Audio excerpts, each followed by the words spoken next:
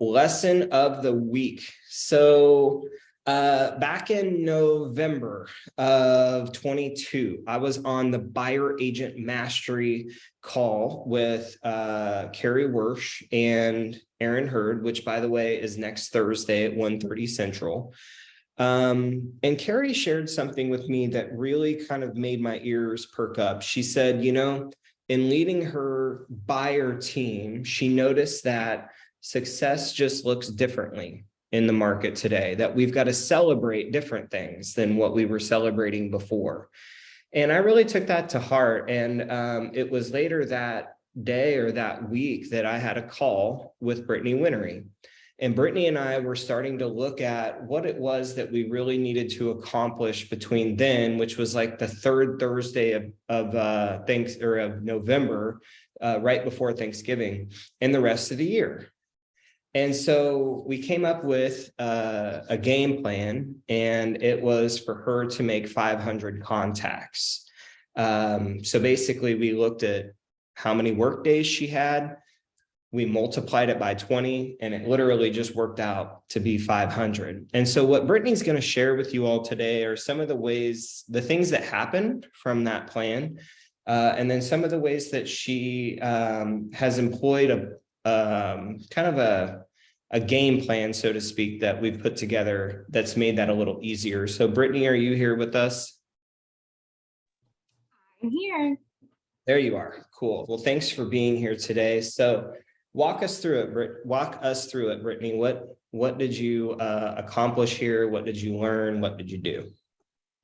Yes. So we set a goal of 20 contacts a day, and looking at the calendar for the month of December, the last week of November into December, it was 25 days total, which equaled the 500. And so first off, I had to get organized with how I was going to track that. And so I printed a calendar, a 30-day calendar, marked off 5 days. So I had 25 on there and logged every single day when I hit my 25 contacts.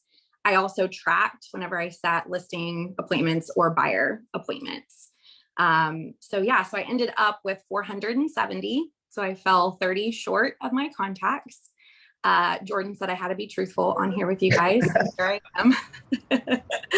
And the cool part was I definitely had a lot more activity than I had previous years, especially with the holidays and everything that falls in between there. My results were I set 4 listing appointments. I held 3 buyer consultations. I took 3 of those listings and signed 3 buyers. So 6 pieces of business that may not have happened if I wouldn't have done that amount of contacts. So my aha was like, focusing on what we can control is important, especially when the market is different. And for that piece of it for me was so easy every day to know that, like, just to log in and make my contacts. And once I hit that was me checking the box for the day. And so we also found that the 10 contacts that were previously working, 3, 6, 9 months ago, it just wasn't enough. And so 20 is now the number, and that's what we're tracking moving forward. So one of the things too that you shared with me, Brittany, is when you were making the contacts, on what contact number did most of the appointments actually happen? Yeah. So really early on, like that first week of making 20 contacts, I was tracking when the appointment was set, and it was typically around 16, 17, and 18, the contact that I had made for the day. And so that was really when it started clicking in my brain, like, okay, the 10 is for sure not enough. Like, if I'm consistently setting these appointments on contact number 16, 17, 18 for the day, that's it. It's got to be 20 so I can get there. Yeah. And it reminds me, you guys, of the old, this is probably irrelevant today, but there was an old study that was done through Baylor Research or Keller Research at Baylor University that 95% of sales are made on the 5th to the 12th phone call.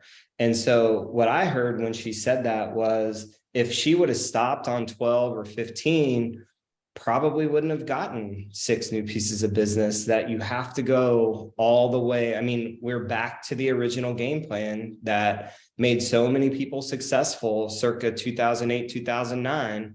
which is the 20 contacts a day.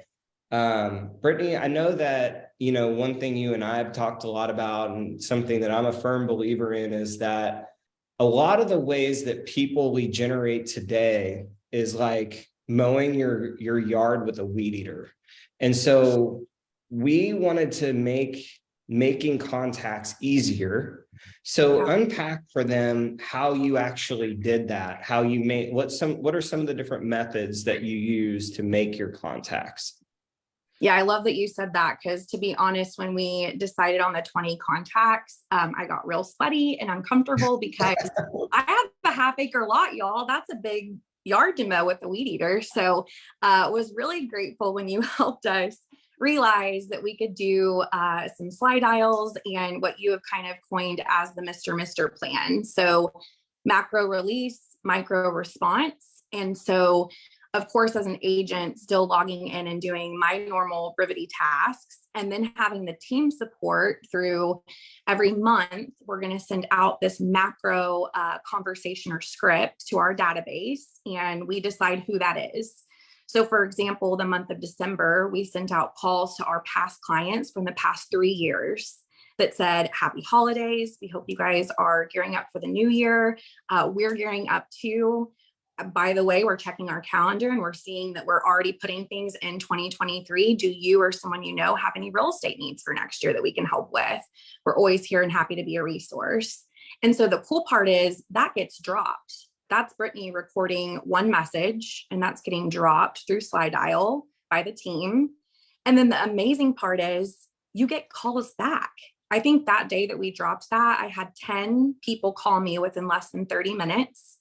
Now, the crazy part is you might miss those calls, but you get to follow up with them. And those are contacts that would not have been made. And in fact, one of my listings that I took in the month of December was a past client that got that slide dial drop message that maybe forgot about me, because let's be real, we're not that special, right? So it's all about staying in contact with them. Oh, thanks. Jenny said I am special. It's all about staying in contact with them. And that extra touch through the macro release, micro response has really helped. We sent out one for the month of January to all of our Mets database, including our personal spheres, that just said, Happy New Year. We're doing a first-time homebuyer seminar in January. We wanted to personally invite you. Let us know if you have any needs. So there are these gentle touches.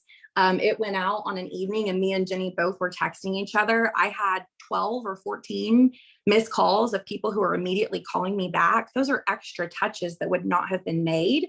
And so you don't have to beat yourself up on the 20 contacts. You can get creative with the Mr. plan to help you get there. That's right. And so what I want everybody to hear is where Mr. originated was actually the golden letter, because if you remember, the golden letter done properly, it's a letter that essentially you open and it would say, hello, Jordan and Rochelle. I have a buyer who's interested in your home at 5224 Stone Creek Court. Just wondering if you'd be interested in selling it. And so when I open that as the recipient, it's macro released, meaning a lot of people in my neighborhood received it. But to me, it looks like I'm the only one that got it. And that's when it kind of hit me, because I have heard so many conversations of the way we lead generate today is just sitting there calling off of a list, which is weed eating instead of mowing. And so what she's talking about is you take the message of, hey, we're gearing up for 2023. Or one that I've come up with is, hey, it's Jordan. I just had one quick question for you. Will you give me a call back when you get this? That's pre-recorded into slide broadcast, dumped into 100, 200 people's voicemails all at once. And the idea here is that it's micro received, meaning they feel like they're the only one that got that message from Brittany. And now they start calling her. And you can do the same thing with text message. You can do the same thing with email. But yeah, that's kind of the whole plan. Brittany, what have we left out here? What have we not talked about so far?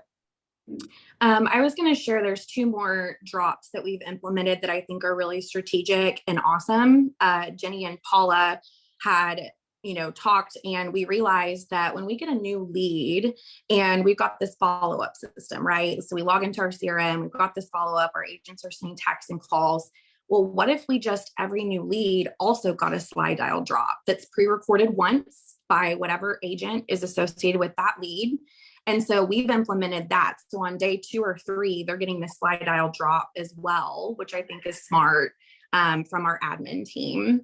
And then one more thing is the golden letter. We also have realized we don't have to mail out letters. We can just do the slide dial drop as a golden letter for neighborhoods that our buyers are shopping in. And so we've been pushing that out too. If our buyers are looking in a specific neighborhood, or we did have a buyer miss out on an opportunity in a specific neighborhood. And so we get to push that out as a golden letter drop and then receive those calls. And our team did convert 2 pretty hefty listings in the last year from golden letters. And so those are real conversations and real opportunities for conversion. Yeah, I love that. By the way, Brittany, how many homes did you sell in 2022? Do you know that off the top of your head? 81. 81. And the year before was roughly 100, right? So what I want everybody here to hear from this is somebody who's operating, we call them boats. Remember this? Badasses on a team. We coined this phrase in reference to Brittany and Kate Conroy. They're boats, badasses on team or on a team. And so I want everybody here to hear that if you're on a team, there are people out there that are knocking down high double-digit and triple-digit unit counts. And Brittany is one of those. She's highly accountable, highly coachable. She does the things that we ask her to do. And this is what happens, right? So I trust you guys that you'll take what she just said to heart. And, start thinking about your lead generation in a little bit of a different way, that you've got to get out of this idea that you're just going to make one-off phone calls as the best way to reach the masses. I think that idea has got to kind of die. And then the last piece that I'll say about this is that Jenny Wallach and Laura Hyatt and I have been working silently behind the scenes on how to build a class on this Mr. Jenny's even figured out with Paula how to use and leverage her cyberbacker for this. And so there's some things that we're working on behind the scenes. My intention would be for us to have that out by March. We'll see if we hit that deadline. So please know that we will unpack this further in the future. One piece that I forgot to mention earlier is we will not have Monday Morning Mojo next week because it is Martin Luther King Day. So we will not have Monday Morning Mojo next week. So I will see you all back here in 2 weeks. Brittany, thank you so much for being so coachable, for stepping up to the challenge. I'm hoping that the 6 pieces of business made it worth it. And I will see all of you this week and very soon at Family Reunion. Bye-bye.